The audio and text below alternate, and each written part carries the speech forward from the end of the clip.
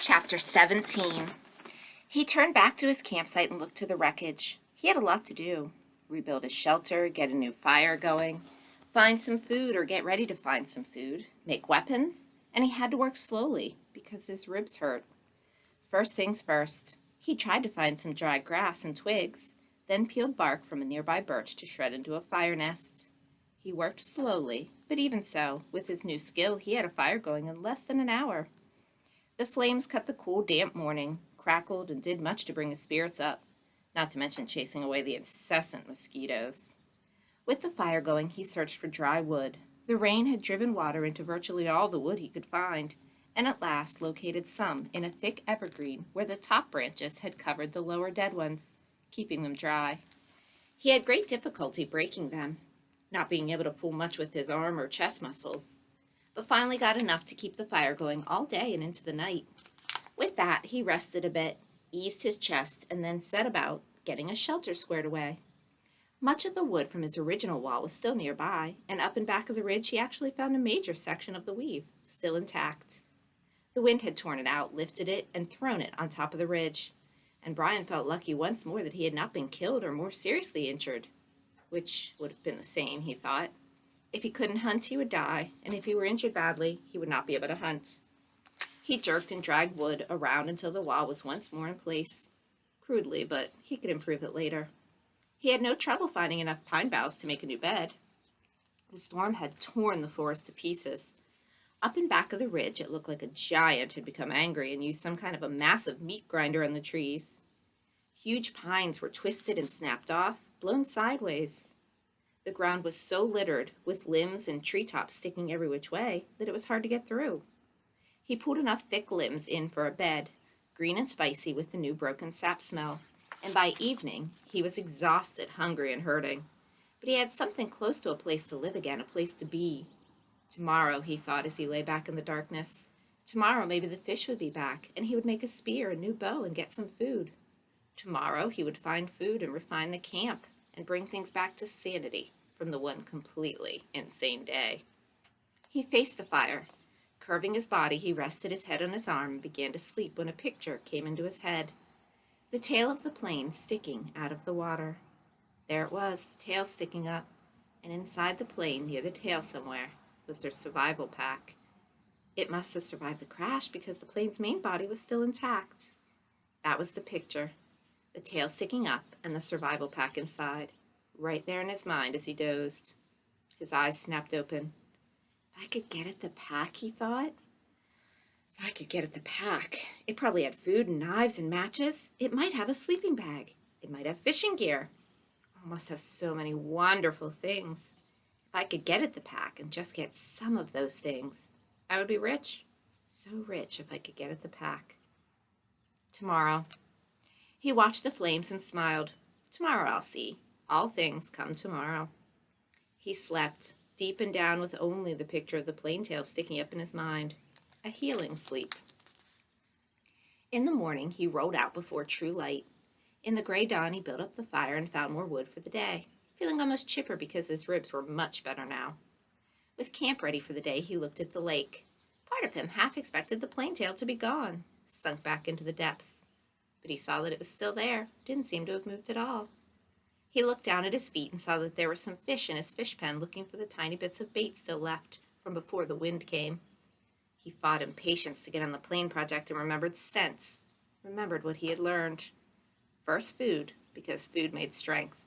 First food, then thought, then action. There were fish at hand here, and he might not be able to get anything from the plane. That was all a dream. The fish were real in his stomach. Even his new shrunken stomach was sending signals that it was savagely empty. He made a fish spear with 2 points, not peeling the bark all the way back, but just working on the pointed end. It took him an hour or so, and all the time he worked, he sat looking at the tail of the plane sticking up in the air, his hands working on the spear, his mind working on the problem of the plane. When the spear was done, although still crude, he jammed a wedge between the points to spread them apart and went to the fish pond. There were not clouds of fish, but at least 10, and he picked one of the larger ones, a round fish, almost 6 inches long, and put the spear point in the water, held it, then thrust with the flicking motion of his wrist when the fish was just above the point. The fish was pinned neatly, and he took 2 more with the same ease, then carried all 3 back up to the fire. He had a fishboard now, a piece of wood he had flattened with the hatchet, that leaned up by the fire for cooking fish so he didn't have to hold a stick all the time. He put the 3 fish on the board, pushed sharpened pegs through their tails into cracks on the cooking board, and propped it next to the reddest part of the coals. In moments, the fish were hissing and cooking with the heat, and as soon as they were done, or when he could stand the smell no longer, he picked the steaming meat from under the loosened skin and ate it. The fish did not fill him, did not even come close. Fish meat was too light for that, but they gave him strength. He could feel it moving into his arms and legs, and he began to work on the plane project. While making the spear, he had decided that what he would have to do was make a raft and push paddle the raft to the plane and tie it there for a working base. Somehow he would have to get into the tail inside the plane. Ripper cut his way in, and however he did it, he would need an operating base of some kind, a raft, which he found ruefully was much easier said than done. There were plenty of logs around. The shore was littered with driftwood, new and old, tossed up and scattered by the tornado, and it was a simple matter to find 4 of them about the same length and pull them together. Keeping them together was the problem. Without rope or cross pieces and nails, the logs just rolled and separated. He tried wedging them together, crossing them over each other. Nothing seemed to work, and he needed a stable platform to get the job done. It was becoming frustrating, and he had a momentary loss of temper, as he would have done in the past when he was the other person. At that point, he sat back on the beach and studied the problem again. Sense. He had to use his sense. That's all it took to solve problems, just sense. It came then. The logs he had selected were smooth and round and had no limbs. What he needed were logs with limbs sticking out. Then he could cross the limbs of one log over the limbs of another and weave them together, as he had done his wall, the food shelf cover, and the fish gate. He scanned the area above the beach and found 4 dry treetops that had been broken off by the storm. These had limbs, and he dragged them down to his work area at the water's edge and fitted them together. It took most of the day. The limbs were cluttered and struck any which way, and he would have to cut one to make another fit, then cut one from another log to come back to the first one. Then still another from a third log would have to be pulled in. But at last, in the late afternoon, he was done, and the raft, which he called Brush Pile, one for its looks, hung together even as he pulled it into the water off the beach. It floated well if low in the water, and in the excitement he started for the plane. He could not stand on it, but would have to swim alongside. He was out to chest depth when he realized he had no way to keep the raft at the plane. He needed some way to tie it in place so he could work from it. And for a moment, he was stymied. He had no rope, only the bowstring and the other cut shoestring in his tennis shoe, which were by now looking close to dead, his toes showing at the tops. Then he remembered his windbreaker, and he found the tattered part he used for an arrow pouch. He tore it into strips and tied them together to make a rope, or tie-down, about 4 feet long.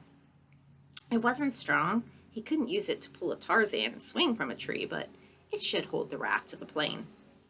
Once more he slid the raft off the beach and out into the water until he was chest deep. He had left his tennis shoes in the shelter, and when he felt the sand turn to mud between his toes, he kicked off the bottom and began to swim. Pushing the raft, he figured, was about like trying to push an aircraft carrier. All the branches that stuck down into the water dragged and pulled, and the logs themselves fought any forward motion, and he hadn't gone 20 feet when he realized that it was going to be much harder than he thought to get the raft to the plane. It barely moved, and if he kept going this way, he would have to move. He would just about reach the plane at dark. He decided to turn back again, spend the night, and start early in the morning. He pulled the raft once more into the sand and scraped it dry with his hand. Patience. He was better now, but impatience still grounded him a bit. So he sat at the edge of the fish pond with a new spear and took 3 more fish, cooked them up, and ate them, which helped to pass the time until dark. He also dragged in more wood, endless wood, and then relaxed and watched the sun set over the trees in back of the ridge. West, he thought. I'm watching the sun set in the west. That way was north where his father was, and that way east, and that way south, and somewhere to the south and east his mother would be. The news would be on the television. He could visualize more easily his mother doing things than his father because he had never been to where his father lived now. He knew everything about how his mother lived. She would have the small television on the kitchen counter on and be watching the news and talking about how awful it was in South Africa or how cute the baby in the commercial looked. Talking and making sounds, clicking sounds. He jerked his mind back to the lake. There was great beauty here, almost unbelievable beauty. The sun exploded the sky, just blew it up with the setting color, and that color came down into the water of the lake, lit the trees. Amazing beauty, and he wished he could share it with somebody and say, "Look there, and over there, and see that." But even alone it was beautiful, and he fed the fire to cut the night chill. There it is again, he thought, that late summer chill to the air, the smell of fall. He went to sleep thinking a kind of reverse question. He did not know if he would ever get out of this, could not see how it might be, but if he did somehow get home and go back to living the way he had lived, would it be just the opposite? Would he be sitting watching television and suddenly think about the sunset up and back of the ridge and wonder how the color looked in the lake? Sleep. In the morning, the chill was more pronounced, and he could see tiny wisps of vapor from his breath. He threw wood on the fire and blew until it flamed, then banked the flames to last and went down to the lake. Perhaps because the air was so cool, the water felt warm as he waded in. He made sure the hatchet was still at his belt and the raft still held together, then set out pushing the raft and kick swimming toward the tail of the plane. As before, it was very hard going. Once an eddy of breeze came up against him and he seemed to be standing still, and by the time he was close enough to the tail to see the rivets in the aluminum, he had pushed and kicked for over 2 hours. He was nearly exhausted and wished he had taken some time to get a fish or two and have breakfast. He was also wrinkled as a prune and ready for a break. The tail looked much larger when he got next to it, with a major part of the vertical stabilizer showing, and perhaps half of the elevators. Only a short piece of the top of the fuselage, the plane's body toward the tail, was out of the water, just a curve of aluminum, and at first he could see no place to tie the raft. But he pulled himself along the elevators to the end, and there he found a gap that went in, up by the hinges where he could feed his rope through. With the raft secured, he climbed on top of it and lay on his back for 15 minutes, resting and letting the sun warm him. The job, he thought, looked impossible. To have any chance of success, he would have to be strong when he started. Somehow he had to get inside of the plane. All openings, even the small rear cargo hatch, were underwater, so he couldn't get at them without diving and coming up inside the plane, where he would be trapped. He shuddered at that thought, and then remembered what was in front of the plane, down in the bottom of the lake, still strapped in the seat. The body of the pilot, sitting there in the water. Brian could see him, the big man with his hair waving up in the current, his eyes open. Stop, he thought. Stop now. Stop that thinking. He was nearly at the point of swimming back to shore and forgetting the whole thing. But the image of the survival pack kept him. If he could get it out of the plane, or if he could just get into it and pull something out, a candy bar, even that, just a candy bar, it would be worth it. But how to get at the inside of the plane? He rolled off the raft and pulled himself around the plane. No openings. 3 times he put his face in the water and opened his eyes and looked down. The water was murky, but he could see perhaps 6 feet, and there was no obvious way to get into the plane.